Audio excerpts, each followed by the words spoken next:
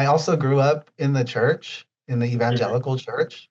So that has a whole other background of like its Yeah. own trauma and abuse and all of that. But while I was in that, I was very much involved as like, like my dad was one of the pastors and I was one of the youth leaders and I was Hmm. a praise and worship leader. So I was the musician, right? I got into Hmm. music.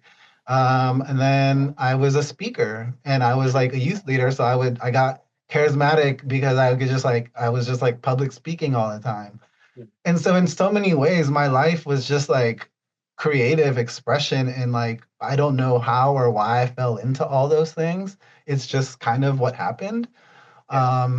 And I've never felt more alive than in the moments when I create, when I perform, when I Hmm. am in tune with my creativity.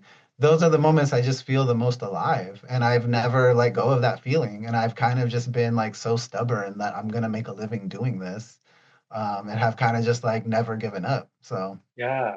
No, that's good. I mean, it's like it sounds like it's really a natural uh calling or instinct. The way it came about for you. Right from the beginning. It's interesting you said about the church experience. I do have a little. My experience was a little bit similar. I grew up in the Philippines, and my dad was a lay minister for Catholic Church, and grandma was in this Catholic Women's League. I know it's a subset, like a uh big conversation we can have just on that particular just that, topic, but yeah. but maybe just like your initial thoughts, like how does it play in your life now? In terms of faith, religion. What are your thoughts on it?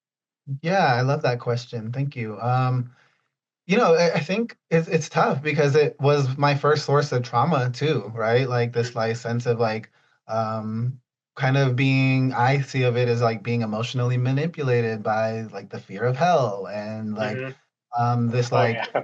the like Jesus is or like like you are a sinner inherently you're a sinner you are worth nothing but Jesus Hmm. saved you and so it like as much as it's just like oh yeah these are like the broad strokes it also really piles down to like this was the operating system that they had put into me that I had formed my worldview around, right? And so now all of my healing all of my work now is informed by that was the world I grew up in.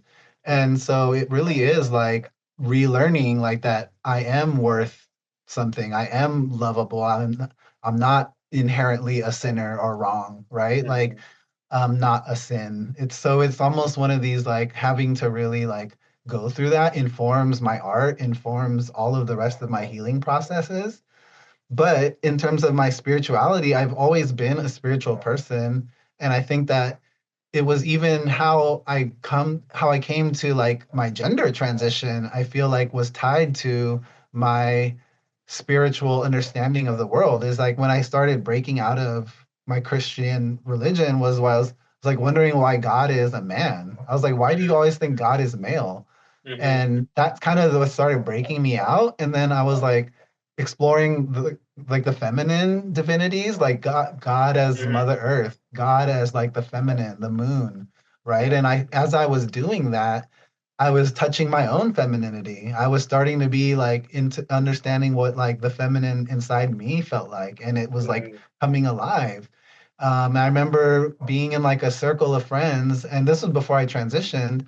And one of the women was like, they host all these women only spaces Hmm. and they invited me. They're like, I just feel like you should be here, and like invited me in. And it was in one of those like women's spaces of like spiritual, like being in tune with the feminine that like my spiritual awakening outside of religion helped me come into terms with my own divinity and my own feminine divinity.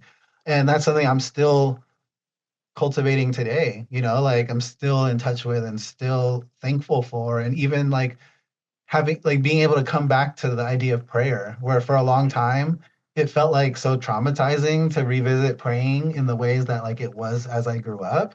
Hmm. And I think only recently getting to like come back to like praying to the God that or the goddess of whatever it is that feels Yeah. most real and true in me and not doesn't have to be the God that like my parents forced me to believe in, right? And so there still is a deep spiritual connection to that now. Mhm. I love it. I love it. I mean, I think that's how I try to go about it as well. It's at the end of the day, it's not what society has told that how has told us how it should be in terms of how we can practice our faith and our spirituality. I think ultimately it's what's inside of us. It's in our hearts. I mean, we know sort of the difference between what's good and bad, right? I mean, at the end of the day, if you try to be a good person, I feel like that's a good core to have.